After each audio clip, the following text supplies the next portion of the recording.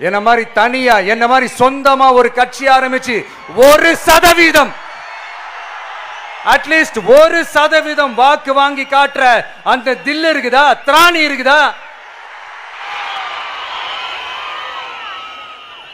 30 வருஷமா மக்கள் இயக்கமா இருந்து இன்னைக்கு மிகப்பெரிய ஒரு அரசியல் கட்சியா வளர்ந்து இந்த கூட்டணி கட்சிகள் மட்டுமே நம்பி இருக்கிற 75 வருஷ கட்சி, 50 வருஷ கட்சின்னு இன்னைக்கு ஆட்சி அதிகாரத்தில் இருந்துட்டு இருக்கிற இவங்க எல்லாரையும் மீறி இன்னைக்கு களத்துல தனியா நின்னு இந்த 2 வருஷத்துல முதன்மை சக்தியா வளர்ந்து 30% தாண்டி இன்னைக்கு மக்கள் ஆதரவை பெற்றிருக்கிற நமக்கு அனுபவம் இல்லையா?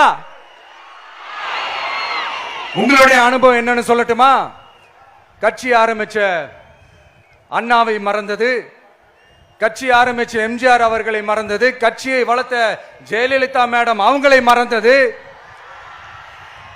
இவங்க எல்லாரும் சொன்ன விஷயங்கள், பேசின விஷயங்கள், எதையெல்லாம் ஃபாலோ பண்ணணும்னு சொன்ன விஷயங்கள் எல்லாத்தையும் மறந்தது. இவங்களுக்கு நமக்கு அனுபவம் இல்லையா? நமக்கு அனுபவம் இல்லதான். கொள்ளை அடிக்கிறதுலாம் எங்களுக்கு அனுபவம் இல்லதான். அதெல்லாம் எங்களுக்கு சுட்டு போட்டாலும் வராது. இந்த கொள்கையை பேருக்கு மட்டும் வச்சுக்கிட்டு நேரடியா சரண்டர் ஆகிறது, மறைமுகமா சரண்டர் ஆகிறது, இந்த மாதிரி அனுபவம்லாம் நமக்கு இல்லதான். அதுவும் நமக்கு சுட்டு போட்டாலும் வராது. மக்களை நேசிக்கிற நல்ல குணம் இருந்தா போதும்யா. நல்ல சூப்பரான ஒரு நல்லாட்சி கொடுக்கலாம். நல்லாட்சி கொடுக்கிறதுக்கு மெத்த படிச்ச மேதாவிகளா இருக்கணும்லாம் ஒன்றும் அவசியம் இல்லை.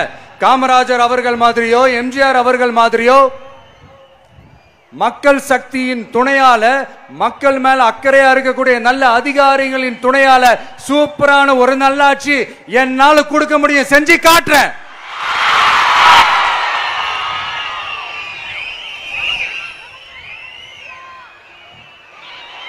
நாலரை வருஷம் ஆச்சு, 4.25 வருஷத்துக்கு மேல ஆகுது. இப்போ ஒவ்வொரு வீட்டு கதவையா தட்டி உங்கள் கனவுகளை சொல்லுங்கள், உங்கள் கனவுகளை சொல்லுங்கள், நாங்கள் அதை நிறைவேற்றி காட்டுறோம்.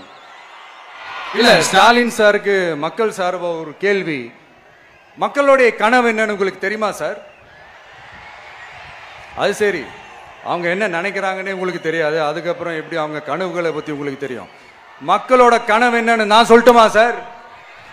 2019, 2021, 2024 இந்த 3 தேர்தலையும் மக்கள் உங்களுக்கு வாக்களிச்சதுக்கு காரணம் நீங்க மக்களுக்கு ஏதாவது நல்லது